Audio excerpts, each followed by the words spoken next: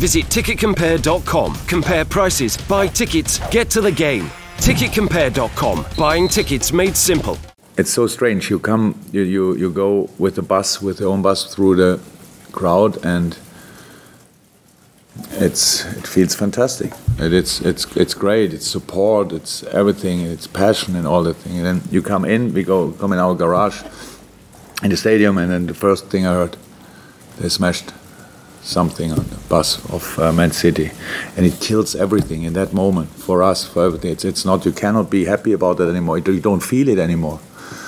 It's just another good example for that. You give people the opportunity to do something good, and because of a few idiots, it will maybe never happen again. Atmosphere during the game was one of the best I ever experienced, but these things around, I changed my view. It's not okay. It's not like it